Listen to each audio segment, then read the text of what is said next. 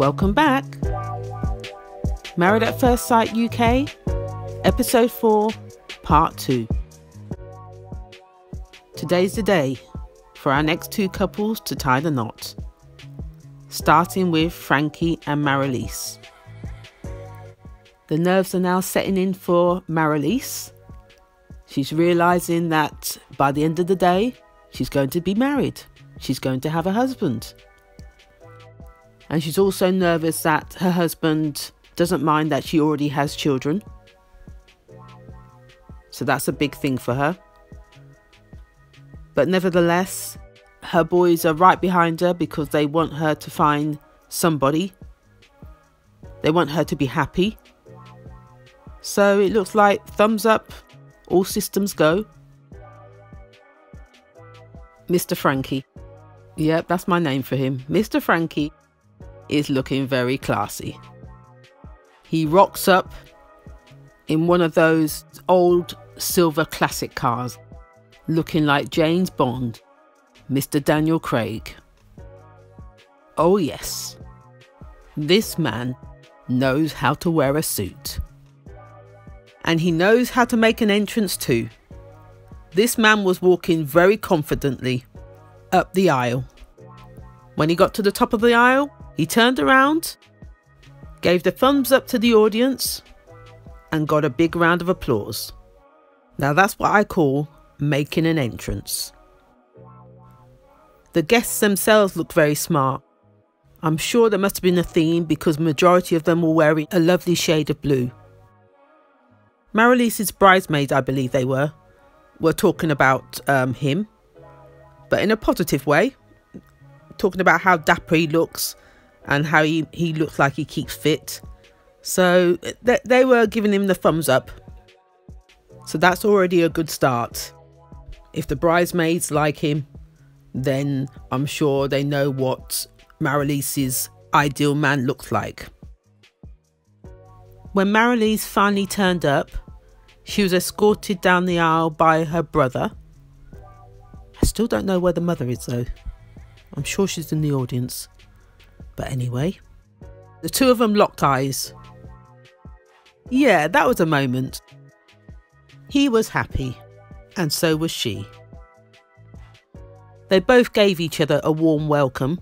She drew him in for a nice hug, which was a good start already. There were no awkward moments. These two looked very comfortable. When exchanging vows, the groom's mother did get very emotional. She's a funny lady. The bride's sister, I believe, again, quite emotional. When it came to him putting the ring on her finger, oh, that was a palaver. Did it fit? No, it didn't. He was trying to ram that ring onto her finger. At one point, they were talking about washing up liquid to help with that process. That's how tight this ring was. But she wasn't concerned. She told him, push as hard as you can, and that she doesn't mind a bit of pain. His response behind that was, be careful how you say that, which had the whole party laughing. He did, however, eventually get the ring on. And the kiss? Oh my goodness, the kiss. That seemed to have gone on forever.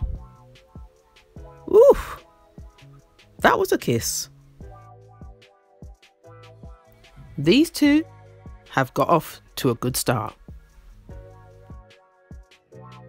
We later learnt that both of them were born in the same place in Pontefract.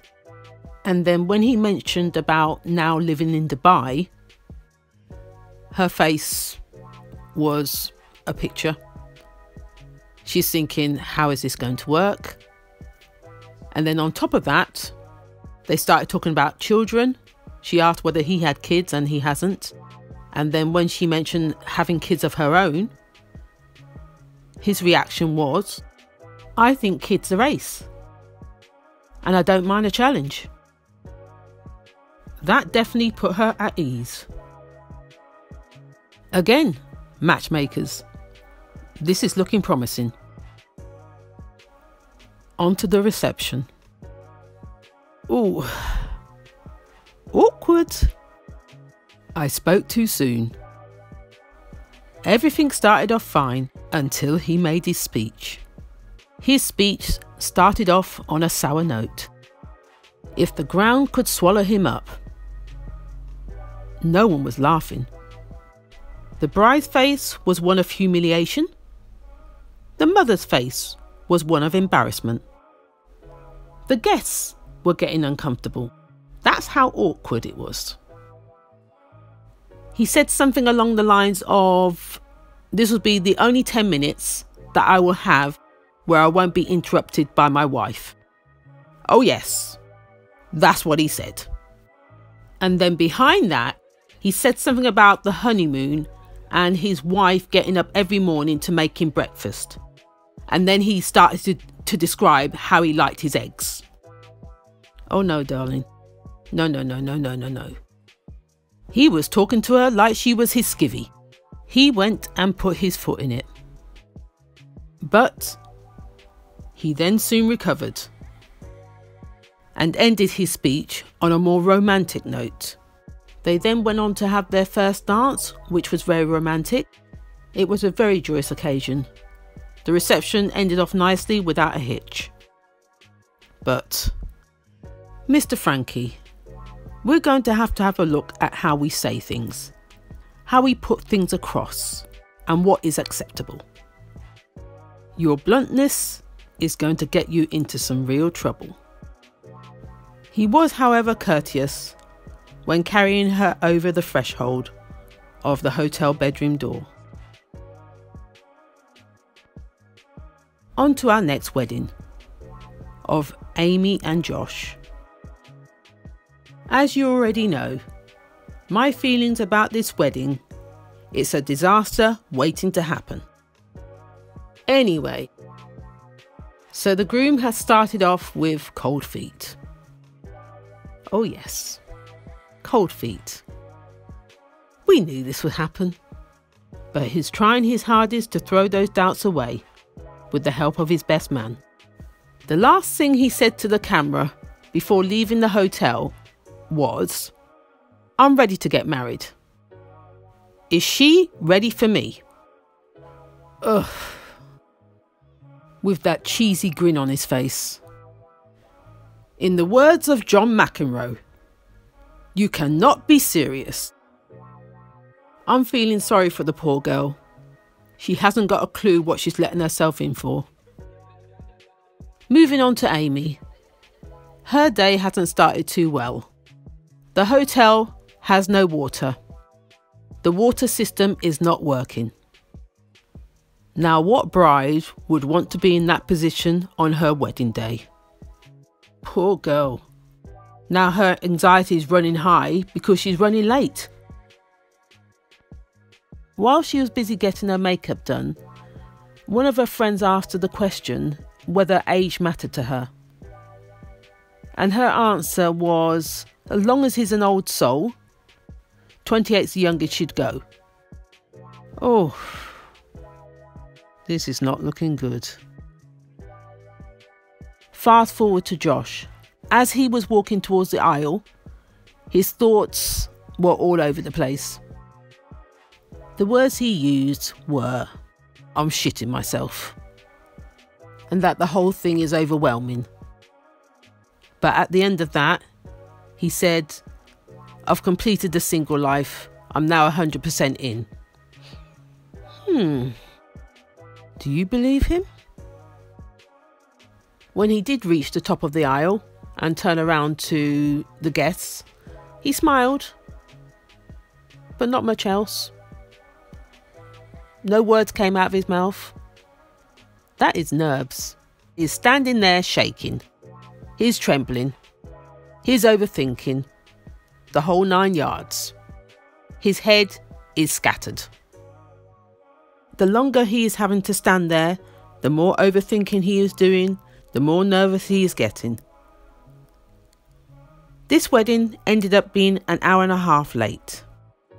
At this point, I could understand his trepidation. But it wasn't Amy's fault. It was down to the hotel and its water system. I know underneath she must be fuming, because she knows it doesn't set a good impression being late.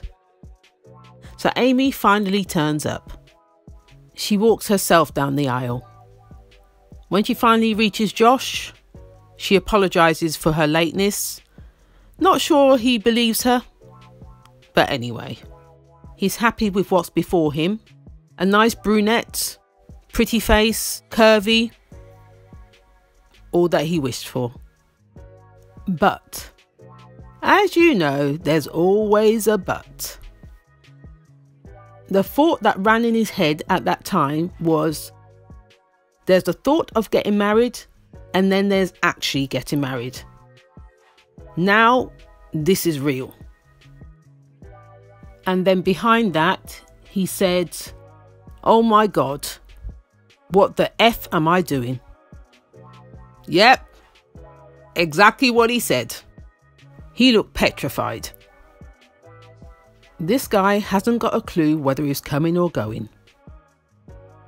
Next thing that happened was Amy asked his name and he said his name was Josh.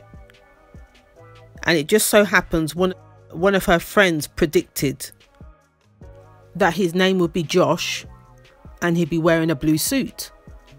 Now Josh is freaking out to think, what the hell are you lot talking about? He's not into spiritualism. Nothing of that nature. So I'm thinking to myself, I'm not too sure how this is going to go down if we keep talking about spiritualism to somebody that's a non-believer. Fast forward to the actual ceremony. There was something that I noticed. When Josh was reciting his vows, Amy was smiling up at him all the way through him reciting his vows. When it was the opposite way round, I don't think he smiled once up until the end where she cracked a joke at the end of her vows. All the way through, he was serious, his mouth was dry, he was licking his lips.